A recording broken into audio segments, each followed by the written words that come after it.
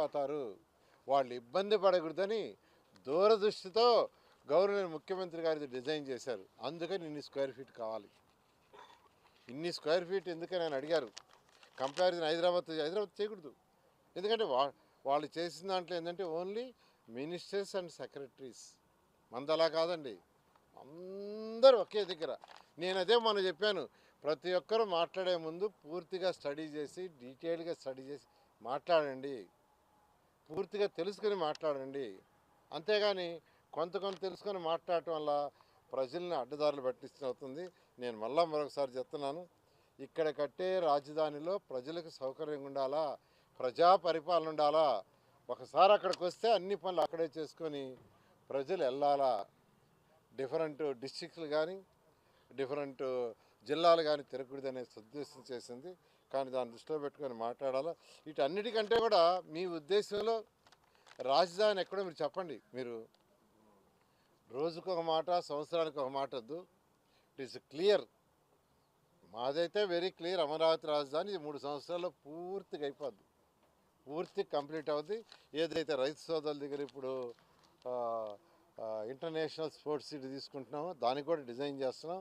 ఈసారి అయితే దాన్ని కూడా వీలైనంత తొందరలో టేకప్ చేసి ఈ యొక్క 3.5 సంవత్సరాల్లో దాన్ని కూడా కంప్లీట్ చేసే విధంగా చేయాలని ముఖ్యమంత్రి గారు చెప్పారు. అదేవిధంగా ఇంటర్నేషనల్ ఎయిర్పోర్ట్ కావచ్చు, అదేవిధంగా స్మార్ట్ ఇండస్ట్రీస్ ఉద్యోగాల కల్పన కోసం స్మార్ట్ ఇండస్ట్రీస్గా చేస్తున్నాం. నేను ఒకటే చెప్పేది, మీరు ఎవరు మాట్లాడదలుచుకున్నా మాట్లాడాలన్నా మీకు స్వతంత్రం ఉంది. కానీ మాట్లాడే ముందు డేటా తీసుకొని మాట్లాడండి.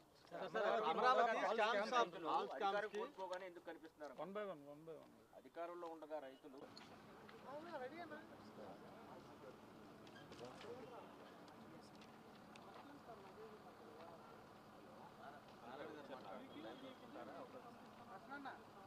ఎందుకు కనిపిస్తున్నారు, ఇప్పుడు ఎందుకు రైతుల గురించి మాట్లాడుతున్నారు అంటే వాళ్ళు ఏం మాట్లాడుతున్నారో వాళ్ళకి తెలీదు. ఎందుకంటే ఇప్పుడు చిన్న ఎగ్జాంపుల్, వాళ్ళు హైదరాబాద్తో కొలిచారు సెక్రటరీతో. ఇక్కడ మొత్తం ఆల్ స్టాఫ్ కింద దాకా ఉండే స్టాఫ్, డైరెక్టర్లు, కమిషనర్లు, వాళ్ళ కింద స్టాఫ్ మొత్తం ఆల్ కార్పొరేషన్స్ ఆడుంటాయనేది వాళ్ళు స్టడీ చేయలే. అదేవిధంగా రైతుల గురించి కూడా అలా ప్రభుత్వంలో లేనప్పుడు వాడు మాట్లాడారు, వాళ్ళు ప్రభుత్వానికి వచ్చినప్పుడు మాట్లాడారు, మళ్ళీ ప్రభుత్వం పోయిన తర్వాత వాడు మాట్లాడారు. ఏం మాట్లాడుతున్నారో వాళ్ళకే తెలియదు. ప్రజలు అన్నీ గమనిస్తున్నారు. ఇదే విధంగా ఉంటే మళ్ళీ నెక్స్ట్ ఎలక్షన్లో 11-0 అవుతాయి.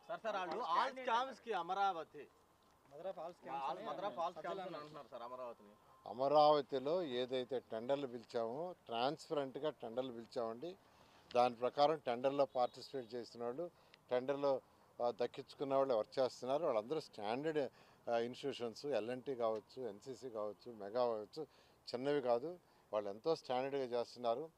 ఏమీ మాట్లాడలేక అమరావతి జరిగిపోతుంది, ఇంకా ఆగదు, ఎవరి చేతిలో లేదని నిర్ణయించుకున్నారు.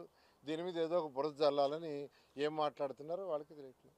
సార్ ఇప్పుడు విజయవాడ, గుంటూరు అంటే అమరావతి క్యాపిటల్ సిటీ ఫస్ట్ 217 చదరపు కిలోమీటర్లు పెట్టామండి. దానికి యాక్చువల్గా ఏంటంటే ఏదైతే ఇంటర్నేషనల్ స్పోర్ట్స్ సిటీ కావచ్చు, ఇంటర్నేషనల్ ఎయిర్పోర్ట్ కావచ్చు, తర్వాత వచ్చి స్మార్ట్ ఇండస్ట్రీస్ కావచ్చు, వాటి కోసం తీసుకునే ఏరియాతో క్యాపిటల్ సిటీ అవుతుంది. తర్వాత యాక్చువల్గా ఏంటంటే విజయవాడ కానీ, మంగళగిరి కానీ, తర్వాత గుంటూరు కానీ, ఇవన్నీ కూడా ఒక అంటే ఫ్యూచర్లో మాస్టర్ ప్లాన్లో గవర్నర్ ముఖ్యమంత్రి గారు ప్లాన్ చేసినప్పుడు ఏంటంటే ఇవన్నీ కలిసి ఒక మెగా సిటీ చేస్తాం. ఈరోజు హైదరాబాద్లో ఎలా అయిందో ఆ విధంగా ఔటర్ రింగ్ రోడ్డు లోపల మొత్తం కలిసి ఒక మెగా సిటీ చేస్తాం అనేది master plan. It takes time. Okay. Sir